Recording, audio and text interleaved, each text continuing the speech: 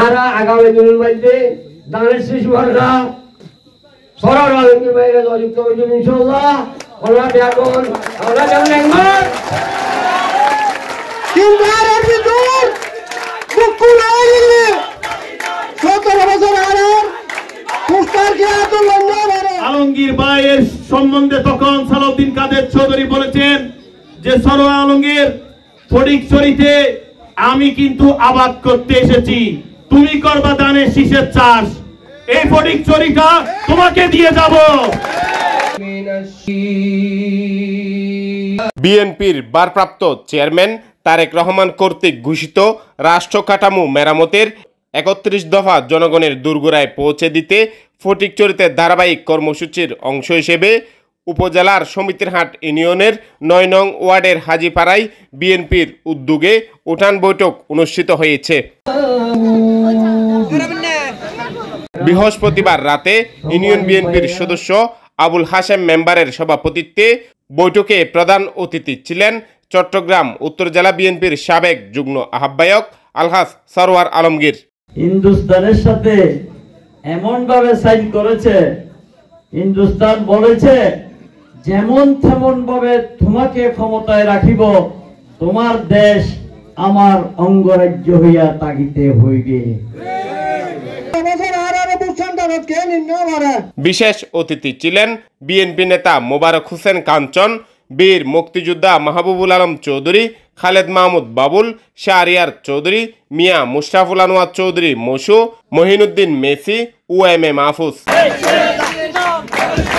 উপজেলা যুবদলের সদস্য হাসান বাপ্পু ও জুবাইদুল আলম সবুজের সঞ্চালনায় এতে অন্যান্যের মধ্যে বক্তব্য রাখেন রহমতুল্লাহ কুতুবী, মোহাম্মদ জুলফিকার, নাসির কোম্পানি, জাহাঙ্গীর আলম, সালেহ আহমদ সওদাগর, শফিউল আলম, মোহাম্মদ লুকমান, আব্দুল হালিম, মোহাম্মদ জসিম, মোহাম্মদ মিনহাজ, সালাউদ্দিন সাদমান, শাহেদ, মাসুদ, নয়ন, আরিফ সহ এলাকার গণ্যমান্য ব্যক্তিবর্গ, বিএনপি, যুবদল, ছাত্রদল, অঙ্গ ও সহযোগী সংগঠনের নেতৃবৃন্দ।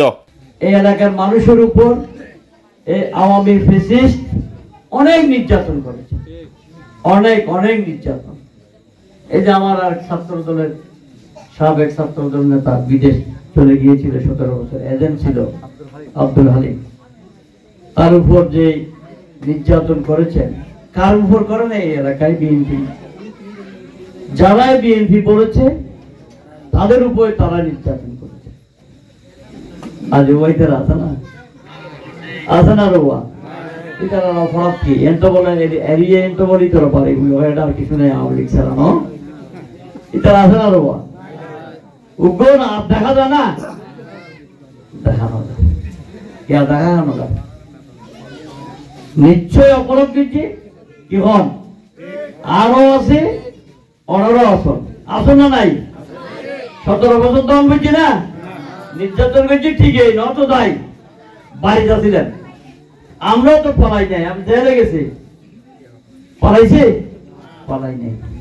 কিন্তু তারা এমন অপরাধ করেছে গত 17 বছর, এমন অপরাধ করেছে,